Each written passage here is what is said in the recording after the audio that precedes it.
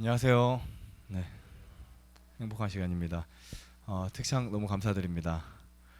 음,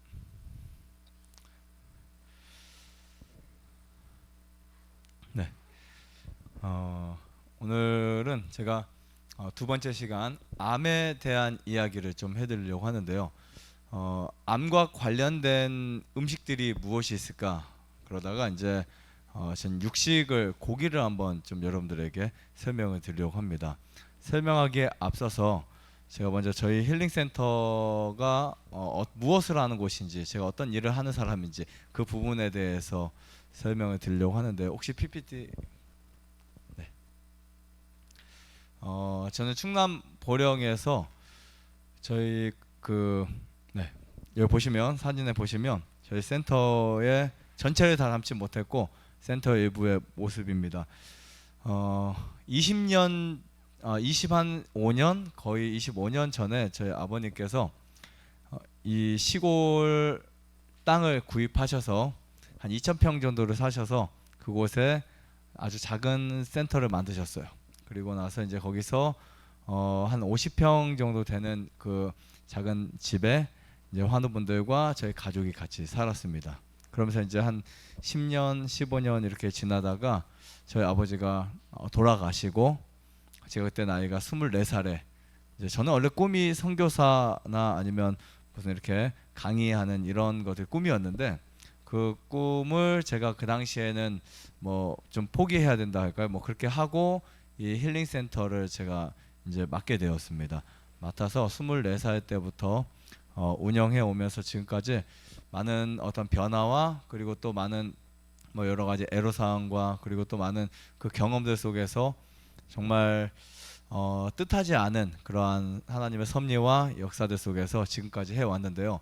그 사이에 정말 정말 많은 환우분들이 치유가 되시고, 심지어 간질 환자가 치료되고, 암 환자의 암이 줄어들고, 이런 그 수많은 모습 속에서 정말 하나님의 놀라운 이 치유의 역사가 있구나라는 사실을 발견하게 되었습니다. 물론 제가 12살 때 저는 처음으로 이 재림교회를 접하게 되었고, 그리고 이제 이 힐링 센터를 운영하시는 아버지의 그 모습 속에서, 또 그 당시에 오셨던 환우분들의 어떤 치유 속에서, 정말 그 당시에 제가 하나님이 살아 있지 않으면, 하나님 살아 계시지 않으면 이러한 역사가 일어날 수 없겠구나라는 생각을 종종 했었는데, 제가 직접 맡아서 운영을 하다 보니까 이게 정말 쉽지 않은 사역이라는 것을 알게 되었어요. 그래서 이제 하다 보니까 이 센터에 거의 생명이 한 달 남은 분들, 2주 남은 분들 이렇게 다양하게 오시다 보니까 때로는 새벽에 1시에 2시에 전화가 와서 나가서 환우분 방에 가서 기도해 줘야 될 상황도 있고, 어떤 때는 갑자기 저희 직원이 전화 와서 화장실 갔는데 한 분이 쓰러져 있는 모습 속에서 또 가가지고 응급실에 같이 간 적도 있고, 수많은 그러한 고생 속에서 이렇게 해왔는데, 다행히 지금까지 하나님이 인도하시고 역사하셔서 어떤 큰 일 없이 지나왔습니다. 그러다가 이제 몇 년 전에, 그 당시에 제가 처음 시작할 때는 이 건물들이 없었고요. 지금 보이는 이 정면에 건물 하나, 네, 건물 하나가 있었고, 그 옆에 이제 요양원하고 이제 숙소, 그 강의실 밑에 식당 이렇게만 있었습니다. 그러다가 한 10여 년에 걸쳐서 거의 한 30개 방들을 만들기까지, 그리고 건강마을까지 합쳐서 한 40개, 50개 가까이 방들이 만들어졌고요.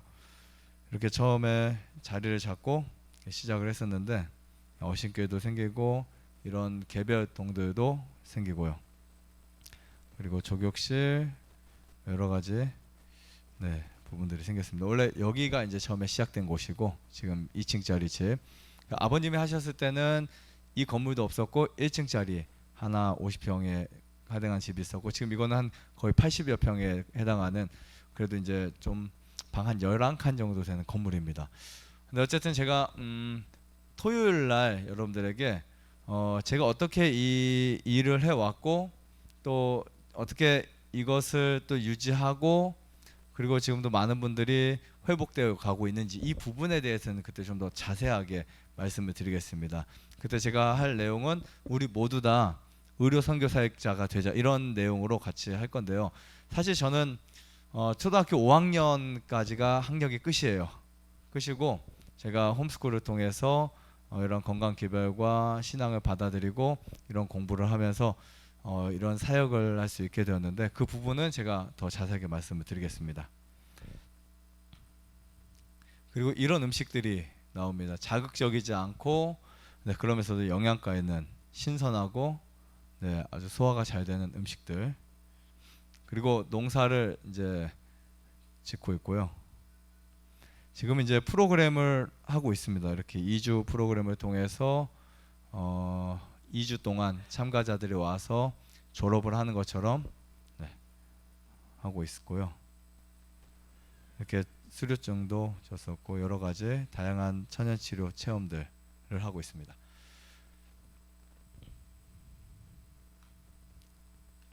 좀 궁금증은 좀 사라지셨죠? 어떤 일을 하는지. 네. 자, 오늘 2부 암과 건강에 대해서 제가 여러분들에게 말씀드릴 텐데 이 암과 건강에 대한 부분에 이 자료와 내용이 너무나 방대합니다. 그래서 저는 사실 이 자료를 준비하면서 좀 많이 쫄렸어요. 왜냐면 어제 해보니까 생각보다 시간이 빨리 가더라고요. 그리고 인사하다가 뭐 하다 보니까 빨리 가서 좀 더 줄여서 하는데 어쨌든 내용은 다 이 내용이었어요. 암에 대한 간단한 이해, 암과 육식에 관한 문제, 세 번째 암을 이기기 위한 자연식품, 암을 해결할 수 있는 방법들.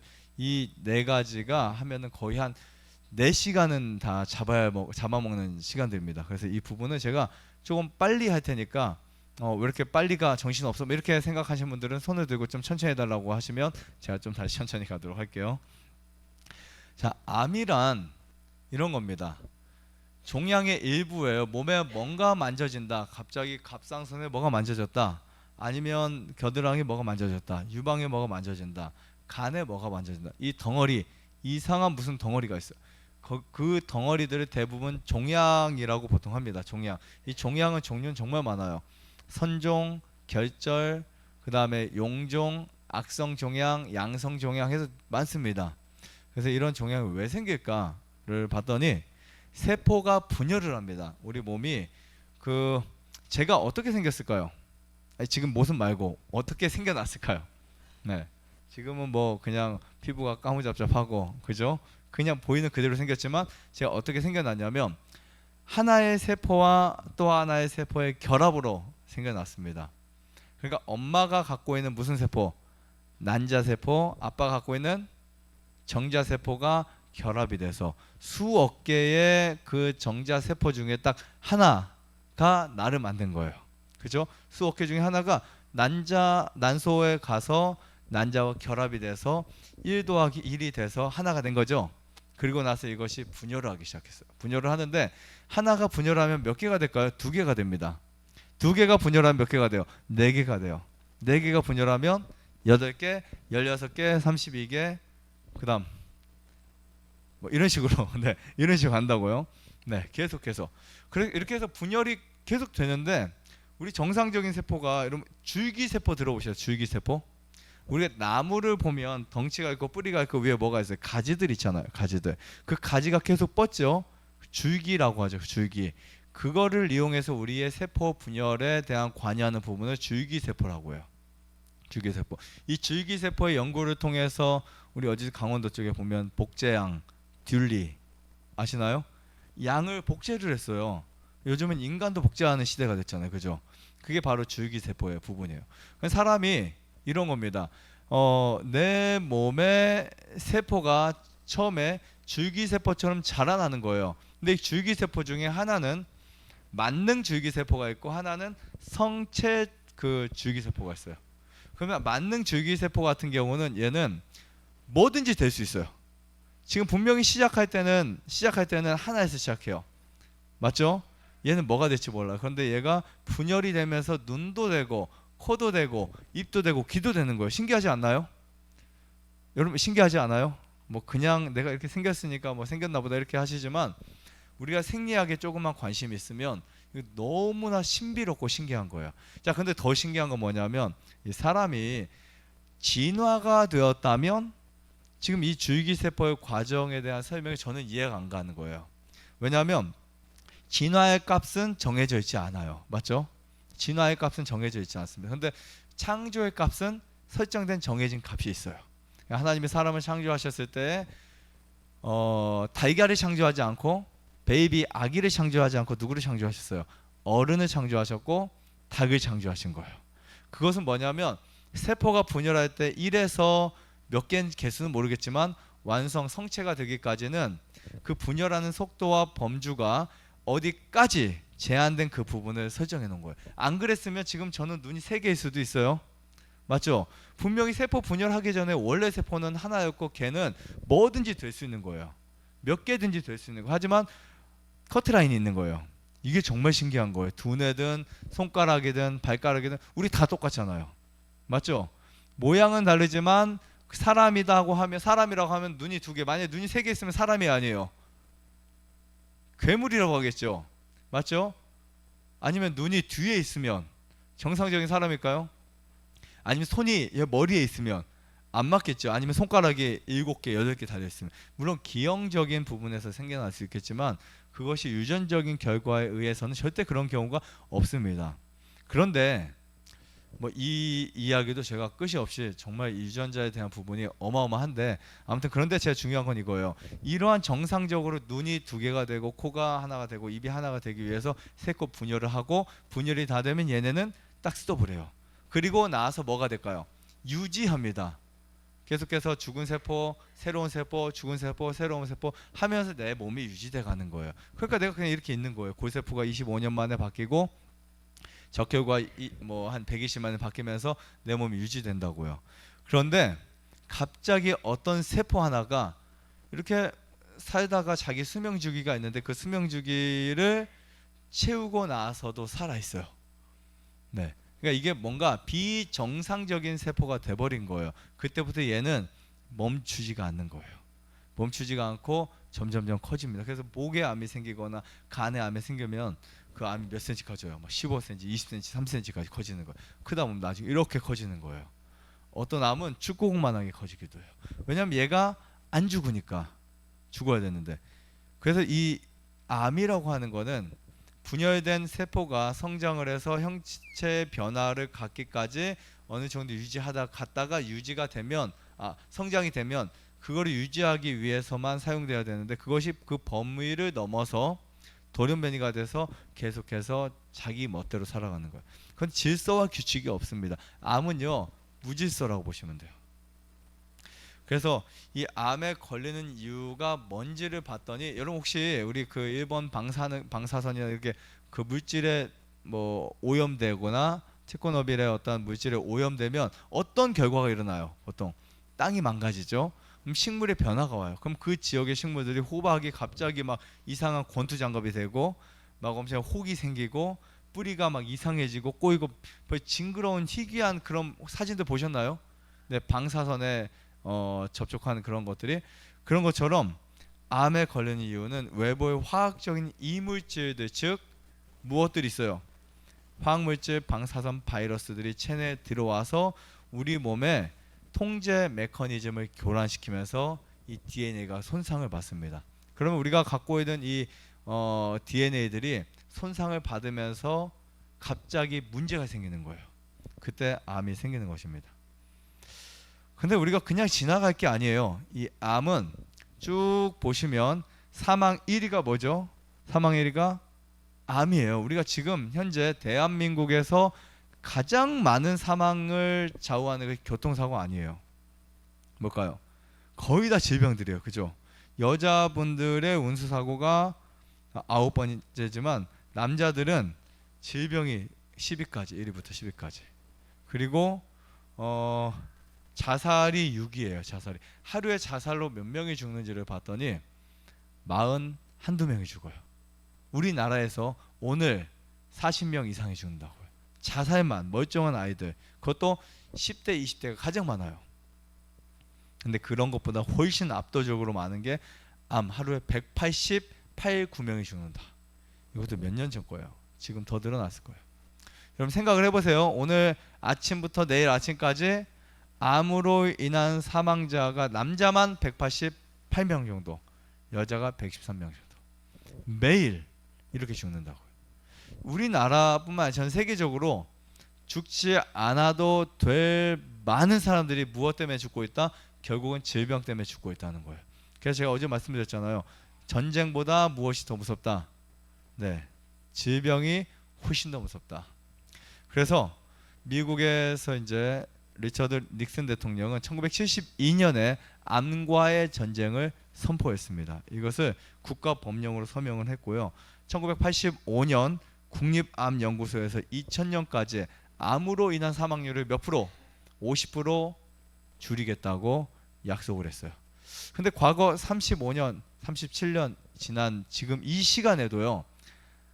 암으로 인해서 사망률이 줄어든 것이 아니라 사망률이 엄청나게 늘었어요. 그리고 돈을 얼마 썼냐면 30억 달러에 가까운 엄청난 많은 돈을 사용했지만 의미가 없었다. 그래서 전문가들이 암 사망률이 전 세계적으로 늘어나는 것이 이제는 심장 사망률을 뛰어넘고 있다라고 판단하고 있습니다. 그러면 이 많은 돈을 어디에 썼을까? 네, 항암에 굉장히 많이 썼었죠. 네. 그런데 과연 항암을 하면 정말 그럼 암이 나을까? 이게 이제 우리의 가장 큰 질문 중에 하나예요. 여기 보시면 아주 유명한 박사들이 이제 쓴 내용들을 보면요, 살 수 있는 사람들이 오히려 죽어가고 있다. 이런 표현을 했고요. 브라이언 프랜스킨 박사는 젊은 암 환자들의 치료 결과 30년 전보다 전혀 뭐하지 않았다? 네, 개선되지 않았다. 혹시 내가 암에 안 걸렸어도 여러분 이런 지금 강의들이 꼭 필요할 때가 정말 있을 거예요. 어느 순간 내가 작년에 삼척교회에서 방태한 강의를 들었는데 그것이 생각나. 이렇게 해서 여러분들에게 힘이 될 수 있거나 도움이 될 수 있는 부분이 있어요. 요즘엔 내 가족들, 친척들, 이웃들 중에서 암이 없는 사람이 거의 없습니다. 거의 없어요. 좀 이렇게 돌아보면 가끔 없지만 대부분 있어요. 요즘에 우리가 병원에 가서 암 진단을 해서 병원에 가잖아요. 암 검사를 저랑 몇 명이 갔어요. 그럼 몇 명 중에 암 환자로 판정될까요? 2명 중에 1명, 3명 중에 1명이에요. 엄청나지 않습니까? 뭔가 몸에 이상이 있어. 나 암 검사 좀 해봐야겠어. 그럼 2~3명 중에 1명이 암 환자라고요. 심합니다. 조금 더 직접적으로 들어가겠습니다. 유방암과 동물성 지방질. 어쨌든 우리가 지금 해결해야 할 방법은 첫 번째는 예방입니다. 예방이 안 되면 절대로 해결할 수가 있다 없다? 없어요. 더 늘어납니다. 그 중에 식사에 지방질이 많으면 많을수록 여성 유방암 걸릴 확률이 증가합니다. 그래서 미국의 유방암 환자가 전 세계적으로 가장 많아요. 이 인구 대비. 왜 많은지를 봤더니 식사가 대부분 뭐예요? 지방질로 형성돼 있어요. 프랑스의 연구도 보면 지방 섭취가 많으면 유방암에 걸릴 확률이 몇 프로? 60% 증가한대요. 여러분 이 정도 수치는 객관적인 수치인데, 객관적인 연구 발표인데요, 엄청납니다. 그 다음에 특히 폐경기 이후의 지방질을 섭취해, 우리가 일반 지방질이 아니라 동물성 지방질을 과하게 섭취하거나 매일 섭취한 경우에 유방암 위험도가 몇 배 이상 된다고요? 3배 이상 된대요. 근데 반대로 똑같은 기름인데, 자, 어떤 기름 써 있어요? 올리브 기름. 성경에 보면 감람나무에서 따지는 수확된 기름. 이 올리브는 정말 특이한 게 다른 기름들은 다 그 씨에서 짜요. 맞죠? 들깨 아니면 또 뭐가 있죠? 해바라기 씨, 씨유, 포도 씨유 다 씨에서 짜는데 올리브는 어디서 짤까요? 과육에서 짭니다. 그래서 모든 기름 중에 산화율이 가장 적다고 보시면 돼요. 그리고 포화지방에서 얻은 칼로리 1%가 유방암 재발 확률을 몇 프로 증가시킨다? 23% 증가시킨다. 심각한 문제예요. 그래서 저는 여러분들에게 좀 이 단백질 혹은 지방질 이 부분에 대한 드실 양을 구체적으로 설명을 드리려고 제가 좀 준비해 놓은 자료가 있어요. 우리가 보통 단백질 하면 공급처가 어디예요? 보통 고기, 우유, 계란이잖아요. 근데 단백질 밀도는 곡식이 훨씬 높아요. 고기보다 곡류가 단백질이 훨씬 많아요. 특히 콩은 엄청난 단백질의 보고예요. 그래서 거의 비교할 수가 없을 정도로 이렇게 차이가 나요. 근데 이제 그거죠. 밀도가 높지만 많이 먹을 수는 없잖아요. 우리가 견과류가 단백질 밀도가 높다고 해서 견과류를 한 대접시 먹지 않죠. 고기는 이만큼씩 먹는데. 그렇기 때문에 우리가 다행히 그거를 먹어서 몸에 단백질이 지나치게 섭취되지 않으니까 필요한 만큼만 먹어지는 거예요. 체중 1kg당 0.5에서 1g의 단백질만 필요하다, 이렇게 보시면 될 것 같습니다. 지금 내 몸에 요즘에 뭐 프로테인 되게 난리잖아요. 운동할 때 뭐 그냥 많은 것에 많이 편의점만 가도 프로테인 많이 이렇게 음료수나 그런 제품들이 많은데, 체중 1kg당 많아봐야 1g의 단백질은 충분해요. 우리 한번 칼로리를 계산해 봤을 때 탄수화물은 1g당 거의 약 한 4칼로리에서 6칼로리를 만들어내요. 4칼로리에서 6칼로리. 그런데 지방 같은 경우는 9칼로리를 만들어내요. 그러니까 엄청나죠. 단백질도 탄수화물과 같아요. 그러나 단백질로 우리가 칼로리를 많이 섭취하게 되면 우리 몸이 빨리 병들게 됩니다. 그래서 반드시 여러분들의 칼로리의 중심은 탄수화물이어야 한다, 꼭 기억하시면 좋을 것 같아요. 근데 만약에 우리가 육식으로 된 식사를 한 100에서 200g 정도의 한 300g 이렇게 하잖아요. 그러면 단백질의 과다 섭취가 돼요. 그럼 많은 양의 단백질이 우리 몸속에 들어와서 질소 성분을 만들어 버립니다. 그러면 가스가 우리 몸에서 생기기 시작해요. 그 다음에 이 포화지방은 보통 우리가 지방은 크게 두 가지가 있어요. 하나는 포화지방과 하나는 불포화지방. 이것을 어떻게 나눌 수 있냐면 그냥 동물성, 식물성 이렇게 나눠도 되지만, 그때 우리가 학문적으로 좀 나눈다라고 했을 때 포화지방은 상온에서 굳는다, 불포화지방은 상온에서 굳지 않는다, 이렇게 비교하시면 됩니다. 보통 우리가 몇 도예요? 우리 몸의 온도가 한 37도, 6.5도에서 7도가 정상적인 온도인데, 만약에 여러분들 이 정상적인 온도에서, 체온에서 고기가 들어오잖아요. 그럼 그것이 혈관에서 뭐 할 수 있다고요? 굳을 수 있는 거예요. 혈관에서 고체가 될 수 있어요. 근데 이 포화지방은 보통 세포의 산소를 차단시켜서 우리 몸의 기관의 퇴화 및 손상을 시킵니다. 그래서 에스키모인들을 보면요, 수명이 무지 짧은 거예요. 그 사람들 보면 한 40대, 한 50대 이렇게 밖에 되지 않습니다. 자, 그래서 인체에 좋은 지방산은 모두 어디에 들어 있을까요? 모두 다 식물성에 들어 있습니다. 이 필수 지방산이 동물에 비해서 곡식이 10배에서 50배 들어있는 거예요. 근데 지금 우리는 어떤 경우는요, 올리브유 기름만 매일 한 10ml씩만 먹어도 동맥경화가 예방이 되고 심장병이 좋아질 수 있어요. 신기하죠? 기름을 먹는데 왜 심장병이 좋아지지? 이 기름이 나쁜 기름을 몰아내주고 있어요. 그러니까 우리가 나쁜 기름은 적게 먹어야 되고 좋은 기름은 충분히 먹어줘야 되겠죠. 자, 그 다음에 육식을 했을 때 문제 중에 하나가 칼슘 균형입니다. 이것도 왜 제가 가져왔냐면, 우리가 보통 오해를 해요. 내가 만약에 뼈가 약해지거나 몸이 허약해지면 뭐를 먹어야 된다? 전 지금 12살 때부터 지금까지 고기 한 점을 먹지 않았어요. 가끔 먹은 건 있어요. 콩고기. 이거 외에는 고기 한 점, 치킨, 뭐 고기, 햄, 소세지, 치즈, 뭐 햄버거, 뭐 종류를 아예 먹지 않습니다. 우리 아이들도 안 먹고요. 한 번도, 단 한 번도 우유를 마시지 않았어요. 그 뒤로. 그러니까 제가 12살 때 한참 성장기죠. 우유를 마시지 않고 계란도 먹지 않고 그랬는데 뼈가 커졌어요. 사람들의 이론에 의하면 뼈가 굵어질 수 없어요. 뼈가 약할 수밖에 없는데, 제 동생도 키가 183이나 돼요. 네, 9살 때부터 고기, 우유, 계란 하나도 안 먹고, 더군다나 저녁 과일, 옛날 보면 그냥 과일에 크래커 몇 쪽 이렇게 먹었는데 벌써 이렇게 키가 컸어요. 많이 컸어요. 그 짧은 그 시간에. 물론 고기를 먹는 친구들보다는 성장 속도가 느렸어요. 그런데 충분히 채식을 해도 키가 클 수 있고 유지가 될 수 있다, 이것을 말씀드리고 싶고요. 칼슘은 보통 세포 뇌과 외액의 이온 작용을 통해서 여러분들의 몸의 체질을 알칼리나 산성으로 만들 수 있어요. 알칼리 산성을 유지시키는데, 자, 육식은 뭐가 적을까요? 우리가 생각하는 칼슘이 적다, 이 말은 육식에는 칼슘이 흡수될 수 있는 확률이 되게 적어요, 우리 몸에.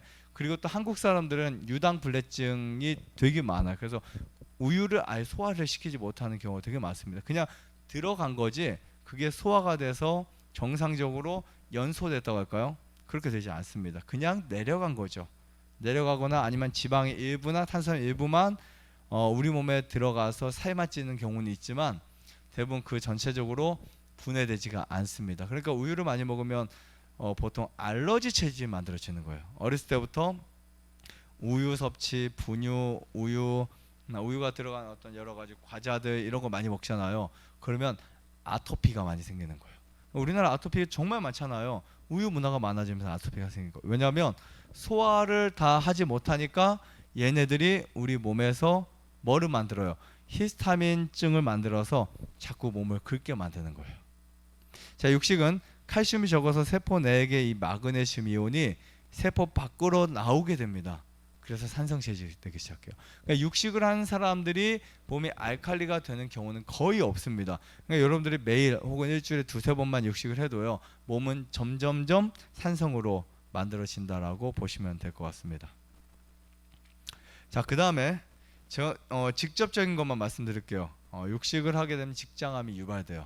자, 왜냐하면 이 담즙 생산에 과잉이 생깁니다. 여러분 간에서 뭐를 만들어요? 여러 가지 소화 효소를 만드는데 그 중에 고기의 단백질과 지방질을 분해시키기 위해서 담즙이 만들어져요. 담즙이. 그럼 이 담즙이 만들어서 쓸개에다가 저장을 해놓고 담관을 통해서 몸에 방출을 시키죠. 네, 그래서 뭐를 소화시킨다고요? 고기를 소화시켜요. 근데 이게 너무 많이 만들어지는 거예요. 그래서 박테리 오이테스라고 하는 이 물질이 대장에서 생산돼서 중화시키다가 직장암을 유발을 시킵니다. 이거는 직접적인 거예요. 그리고 간 기능이 저하됩니다. 만약에 내가 지금 간이 너무 안 좋아져 있어요. 간 기능이 너무 약해 있어요. 그러면 그때 가장 우리 몸을 망가지게 하는 것이 바로 고기라고 보시면 돼요. 그러니까 간은 한 10% 간이 지금 일할 수 있는 그 영역의 한 10% 아니면 20% 30%밖에 안 남았다. 그때 고기를 먹잖아요. 뭐 어떻게 될까요? 고기를 먹으면 간이 갑자기 피로해지기 시작해요. 그래서 이 상태가 너무 오래 가거나 너무 심한 상태라면요, 간성 혼수도 올 수 있어요. 혹시 간성 혼수 보셨나요? 갑자기 그냥 쓰러지는 거예요. 자, 이 내용은 제가 신기해서 가져왔어요. 이게 뭐냐면 보통 우리가 병원에서 항암 치료나 약물 치료할 때 고기 많이 먹으러 가죠, 그죠? 근데 여기에서 강남 세브란스 병원에서 건강 칼럼으로 나온 건데 여기에 아주 제가 주장하는 내용과 흡사한 내용을 적어놨어요. 보세요. 대장암의 원인은 아직까지 확실하게 밝혀지지 않았다고 써있지만 쭉 밑에 그러나 과일이나 야채, 곡물을 섭취하면 대변량이 뭐하다고요? 네, 대변량이 많고 변을 보는 횟수가 많아져서 대장암에 걸릴 염려가 적다. 난 이상하게 음식을 먹는데 먹는 양에 비해서 대변이 양이 너무 적어. 그분들이 바로 대장암에 걸릴 확률이 높은 분들이에요. 그러니까 그런 것들 우리가 알지 못하고 나는 왜 변이 안 나오지? 아니면 변을 왜 나는 이틀에 한 번 보지? 이런 분들이 대장암에 걸릴 확률이 되게 높습니다. 육식을 많이 하는 사람은 채식을 많이 하는 사람에 비해서요, 대변이 어디에? 장에 머무르는 시간이 길고 발암 물질인 담즙산과 스테롤이 3배 이상 배설된다. 대장 속의 대변에 있는 세균으로부터 발암 물질이 나오는데 먹는 음식에 따라서, 자, 어떤 음식에 따라서요? 먹는 음식에 따라서 발암 물질의 농도가 달라진다. 맞죠? 네. 이게 제가 한 말이 아니고 바로 이런 건강 칼럼에 나온 내용들이에요. 그래서 사람의 장은 육식동물의 장보다 길기 때문에 그 긴 장에 단백질이 들어오면 거기서 부패하기 시작해요.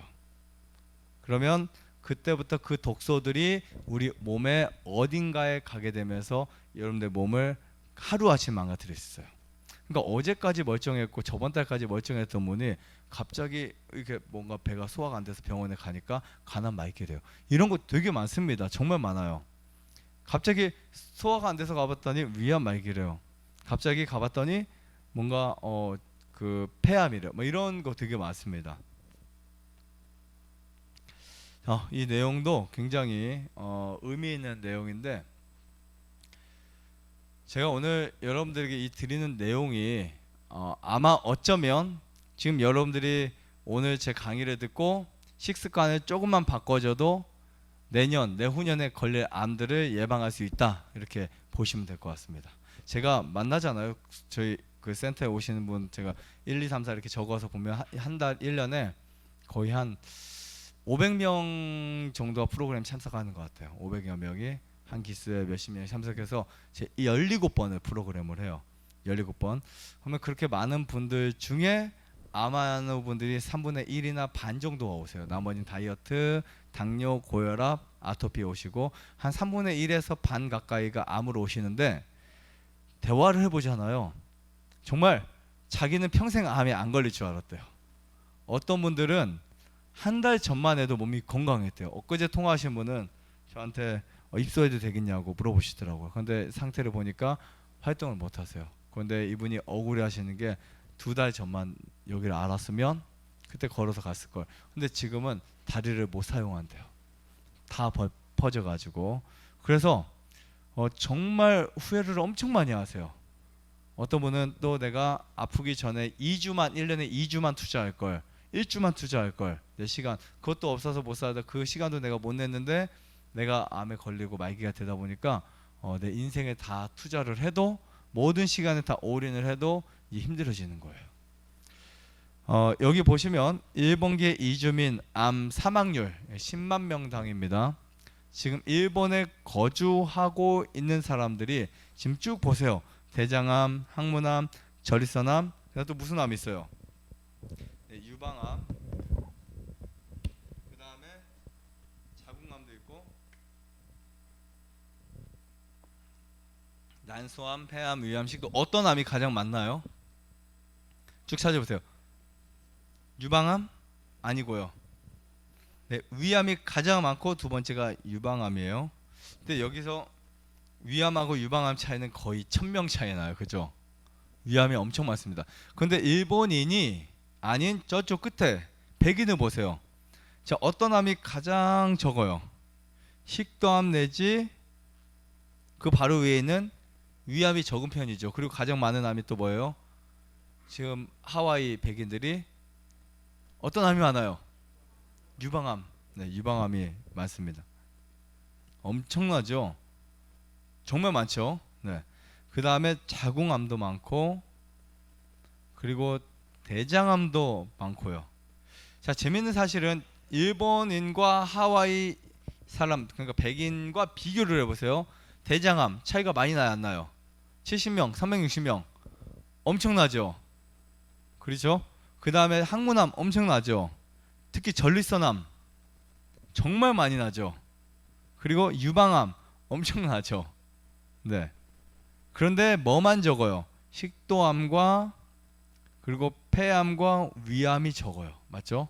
지금 이 세 가지 암은 되게 적습니다. 이쪽에 비해서 난소암도 적고 자궁암도 적어요. 밑에 암들은. 자, 그런데 일본 사람들, 그러면 그 사람 하와이 사람 백인들이니까. 근데 이 일본 사람들이 하와이로 딱 이사를 갔는데 신기한 게 백인처럼 암이 똑같은 이러한 그 퍼센테이지를 지금 나타내주고 있어요. 지금 확인이 되죠? 유방암 엄청 늘어났죠. 대장암 더 늘어났죠. 백인보다. 그 다음에 항문암 더 늘어났죠. 쭉 내려가서 보면 늘어났는데, 정말 신기한 건요, 위암, 폐암이, 위암이 줄었어요. 위암이. 그쵸? 위암이 엄청 줄었어요. 그래서 제가 이거를 보니까 왜 그랬을까를 이제 답을 냈는데, 일본에 있을 때보다 뭐를 늘렸다? 지방질이 평균 2배 이상 늘어났대요. 그리고 일반 밥 있죠, 탄수화물은 더 적게 섭취한 거예요. 그리고 나쁜 탄수화물은 더 많이 섭취한 거죠. 버터, 마가린, 치즈, 과다 섭취와 육식 증가했어요. 그리고 포화지방 같은 기존 40%에서 70%까지 증가했습니다. 그리고 하와이에서 먹었던 탄수화물 중에 35%는 또 설탕이에요. 설탕의 연간 섭취량이 미국이나 이쪽 사람들은요 60kg, 70kg대를 섭취하고 있어요. 평균이기 때문에 어떤 사람은 100kg를 섭취하게 돼요. 1년에 한 사람이 100kg. 여러분 우리나라도 설탕 많이 먹죠. 그런데도 많이 먹어도 몇 킬로 섭취하는 줄 아세요? 27킬로. 비해서 미국 사람들 한 60킬로에서 80킬로. 정말 많죠. 이러니까 질병이 생길 수밖에 없어요. 우리나라보다 훨씬 더. 어떤 병들은. 그런데 어떻게 위암을 줄였을까 봤더니 발효식품을 적게 먹은 거예요. 발효식품. 우리나라에서 먹는 낫또, 된장 이런 것들, 발효된 식초, 발효된 이런 것들이 굉장히 적게 먹고요. 소금에 절인 생선 아니면 매운 음식들 이런 것을 줄여두다 보니까 위암이 적은 거예요. 이해 가시겠죠? 네, 이만큼 제가 왜 이거를 강조하냐면 여러분들이 먹는 음식과 질병은 분리시킬 수 없다는 거, 이걸 꼭 기억하셨으면 좋겠습니다. 그래서 육식의 단백질은 암모니아를 유발한다. 우리가 차를 타고 가다 보면 차 뒤에 무슨 뭐 해골 바가지 같은 이런 거 있잖아요. 그 암모니아 가스 주의 뭐 이런 거 써 있는데 그 암모니아가 바로 이 단백질이 부패되면서 만들어지기도 해요. 그럼 우리 몸에서 정말 문제가 되는 가스들이 있어요. 가스가 보통 언제 생겨요? 음식을 잘못 먹거나 아니면 뭔가 배합이 잘못되면 가스가 생겨요. 예를 들면 이런 거예요. 우리가 뭔가를 배합해서 온도 따뜻한 데 딱 놓으면 거기에 부글부글 끓잖아요. 그죠? 음식이 상하잖아요. 마찬가지로 우리 몸의 온도가 기본 36.5도에 물 집어넣고 거기에 설탕이 들어가고 단 여러 가지 음식이 들어가면 가스가 발효가 생긴다고요.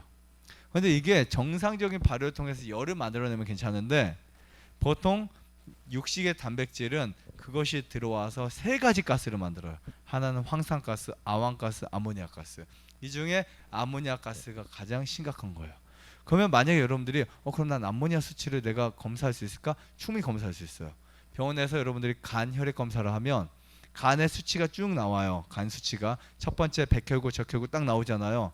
우리 혈액 수치에 보면 공통적으로 백혈구, 적혈구가 맨 앞에 뜨고 그다음 중간쯤 부분부터 이제 AAT 뭐 이런 그 간 수치들이 나온다고요. 그 다음에 거기에 또 무슨 수치가 나오냐면 황달 수치, 그 다음에 암모니아 수치까지 다 나와요. 그 수치 보고 정말 이 암모니아 수치가 몇십 단위로 올라가잖아요. 그러면 이미 심각한 거예요. 거의 대부분 간암 말기에 있는 사람들의 특징 중에 하나가 암모니아 수치가 높다는 거예요. 그리고 고기를 많이 먹을수록 이 암모니아 수치는 더 많이 올라갑니다. 근데 사실 이 암모니아가 관여하는 곳은요 장이라고요. 근데 신기한 게 간에서 그것을 반응하고 있어요. 그래서 의학자들이 판단하고 장간 순환을 한다. 이걸 발표한 거예요. 간과 장이 순환해. 우리가 보통 나쁜 음식을 먹어서 장에서 그것이 가스가 차잖아요. 그 가스가 어디로 올라온다고요? 간으로 올라오는 거예요. 그러니까 간은 우리가 느끼는 외부의 어떤 나쁜 공기나 술이나 아니 담배나 혹은 뭐 여러 가지 약물이나 이런 거에 의해서만 시달리는 게 아니고 여러분들 먹었던 음식이 장에까지 내려갔다 다시 올라와서 공격을 받고 있어요. 얼마나 힘들겠어요. 네. 그 다음 여기 보시면 먹는 음식물에 따라서 암에 걸릴 확률이 어떻게 된다고요?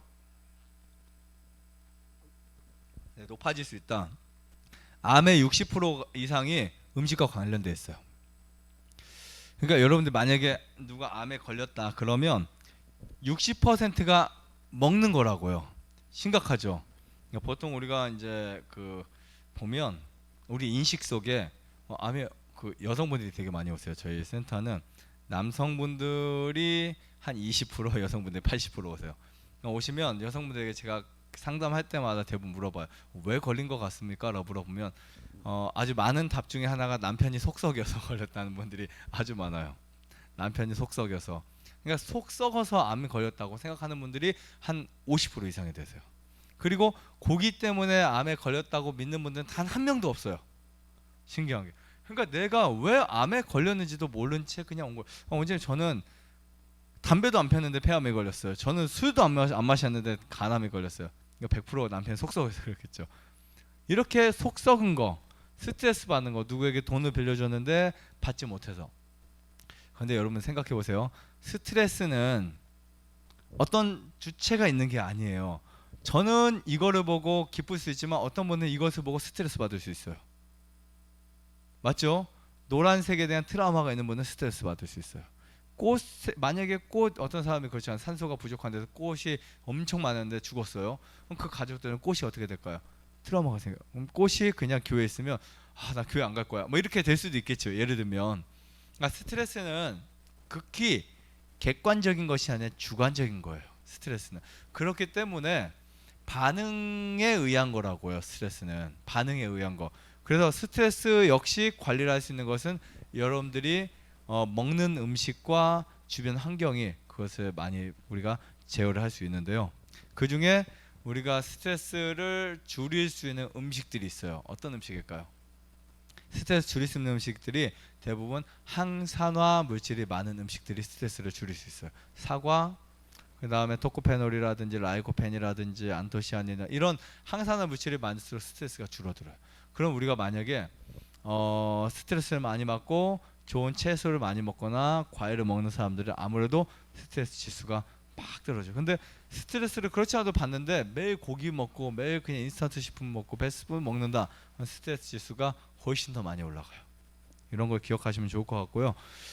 밑으로 세계적으로 영양소 부족이 암을 맞는다 이런 보도가 있는데 이 영양소 부족은 절대 탄수화물, 지방질, 단백질이 아니에요. 비타민. 우리가 지금 부족한 게 뭐냐면 탄수화물 넘쳐 돌아요.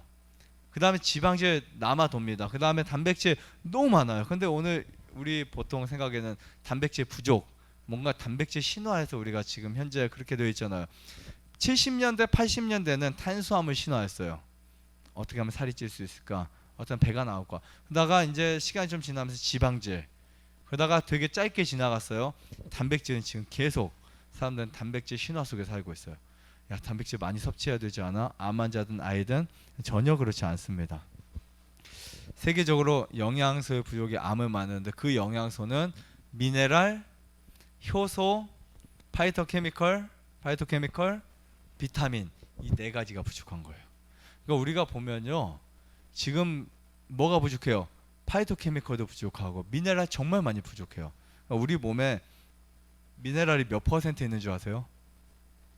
사실 미네랄이 원소잖아요. 어떻게 보면 사람이 다 흙으로 돌아가면 미네랄이 남는데 사람의 몸과 지각의 형성이 아주 같아요.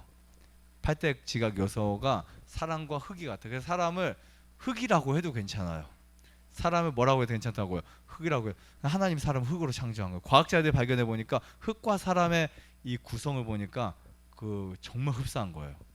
근데 재밌는 게 우리가 지금 몸에 미네랄은 단 4%밖에 없습니다. 그러니까 미네랄 중에 칼슘, 마그네슘, 요도, 옥소, 그 다음에 또 뭐가 있어요? 칼륨, 인, 뭐 어쨌든 16가지 미네랄이 4%밖에 없지만 그 중에 0.02%만 부족해도 문제가 생깁니다. 그리고 그 미네랄의 보고는 바로 뼈에 들어있어요. 그리고 혈액 속의 미네랄의 농도가 부족하면 자꾸 우리는 뼈에서 그것을 가져다가 사용해요. 그래서 피는 항상 항상성을 유지하기 위해서 어떻게 해서든지 유지해 나가는데 우리가 피 검사를 하면 몰라요.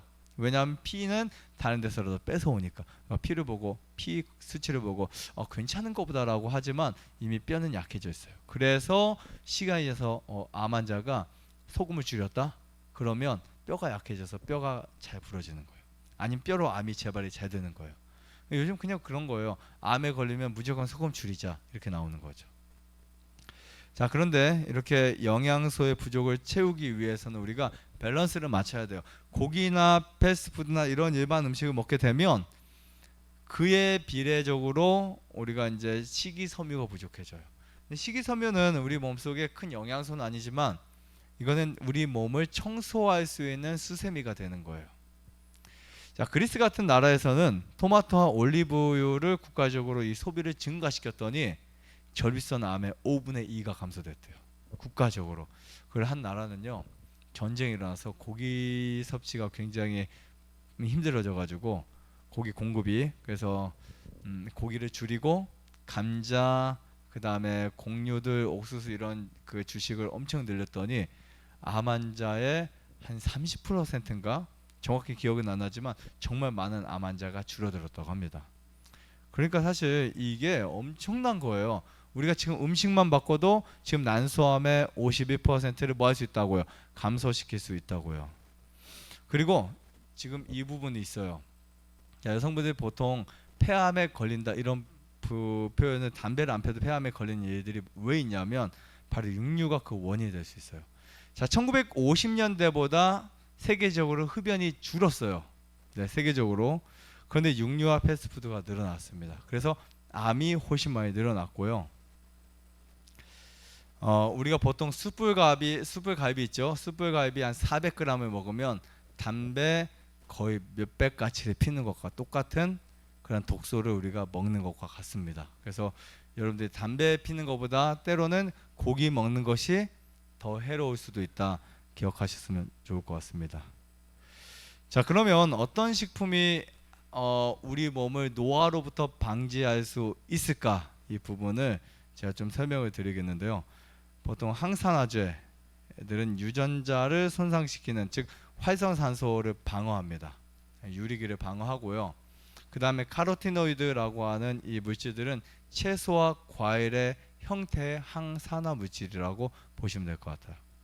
그 다음 엽산 있죠. 우리 보통 임신할 때 엽산 많이 먹는다고 하는데, 이 엽산 같은 경우는 보통 식물에 정말 많이 들어있어요. 그래서 세포의 변형을 수리하는 영양소라고 보시면 돼요.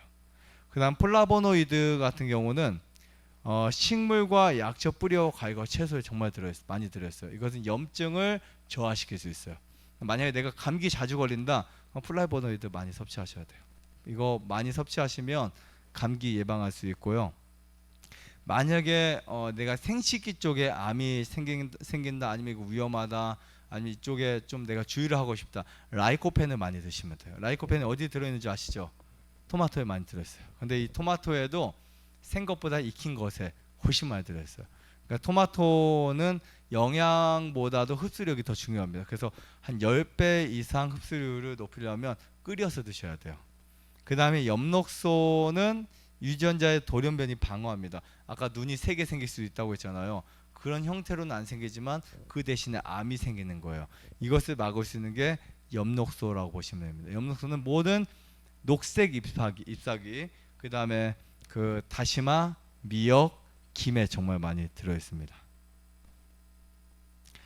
자, 그 다음에 이걸 아셔야 돼요. 우리 몸은 콜레스테롤이 필요하지만 외부에서 콜레스테롤을 섭취 안 해도 괜찮아요. 네, 그러니까 우리 몸은 콜레스테롤을 만드는데 간에서 만들어요. 간에서. 그럼 외부에서 스테롤이라고 하는 식물성 지방을 섭취하잖아요. 그러면 그것을 콜레스테롤로 바꾸는 거예요. 또 한 가지, 우리 몸에서 우리가 보통 유산균 먹잖아요. 유산균. 근데 앞으로 사실 유산균 안 드셔도 돼요. 유산균은 장에서 만들어지는 거예요. 유산균에 반만 넣어주시면 돼요. 물, 그 다음에 곡류, 그 다음 미네랄, 비타민 이런 것들만 좀 넣어주면 장에서 유산균을 엄청 많이 만들어낼 수 있어요. 그런데요, 만약에 내가 어느 순간 유산균을 먹었다, 프로바이오틱스라든지 이거 먹었어요. 그럼 그 순간부터 우리 몸에선 유산균을 만들지 않습니다. 아주 적게 만들다가 나중에 안 만들어요. 그러면 결국은 그냥 제가 붙였어요. 유산균 환자가 되는 거예요. 그래서 이거 없으면 피부에 뭐 나는 게 안 없어지고, 이거 없으면 소화가 안 되고, 이거 없으면 변이 안 나고 막 그렇다고요. 그래서 저희 센터에 오시는 환우분들이 정말 고민하는 게 그거예요. 15년 동안 유산균 먹었는데 저는 끊으라고 하니까 이거 어떻게 끊냐고. 근데 끊으면, 디톡스하고 끊으면 한 달 안에 웬만하면 해결이 다 되세요. 빠르면 1, 2주, 늦으면 한 달. 정말 오래 가는 분이 6개월, 최대가 6개월이고 다 해결돼요. 왜냐면 몸이 이제는 스스로 만들어내니까. 이거 정말 신기한 거예요. 그리고 우리 몸은요, 내 몸을 어디에 기대고 의지하잖아요. 그러면 계속해서 나약해져요. 마치 여러분들이 누군가 뭐 돈을 계속 주면 돈 벌 필요가 있어요, 없어요? 내 몸이 약화되는 것처럼, 자립심이 약화되는 것처럼 우리가 계속 외부에서 뭔가 약물이 도와줬다. 그럼 내가 통증을 억제시킬 수 있는 힘이 필요하지 않아요? 만약 여러분들이 진통제를 자주 먹는다? 그럼 진통이 올 때 몸 스스로 조절하지 않아요. 진통제를 요구하죠. 유산균을 먹어서 변을 보고 유산균을 먹어서 몸을 관리했던 사람들은 몸 자체에서 유산균이 만들어지지 않아요. 그래서 여러분들은 콜레스테롤을 먹을 필요가 없고 유산균을 먹을 필요가 없다. 제가 말한 거는 콜레스테롤이 필요 없고 유산균이 필요 없다는 말 아니에요. 콜레스테롤은 간에서 만들고 유산균은 어디서 만든다? 장에서 만든다. 이렇게 보시면 될 것 같습니다. 그렇게 만들어야 우리 몸이 활성화되고 건강해지는 거예요. 자, 식물성 항암제. 정말 우리 몸에 항암에 가장 좋은 것 중에 하나 콩입니다. 콩. 그래서 매일 콩을 드시면 좋을 것 같고요. 그리고 브로콜리 이거 정말 강력한 항암제예요. 만약에 여러분 의식적으로 일주일에 한 번, 두 번 먹을 수 있다면 그 자체가 항암하는 데 있어서 약을 안 먹어도 효과를 보일 수 있는 엄청난 그 물질이 될 수 있습니다.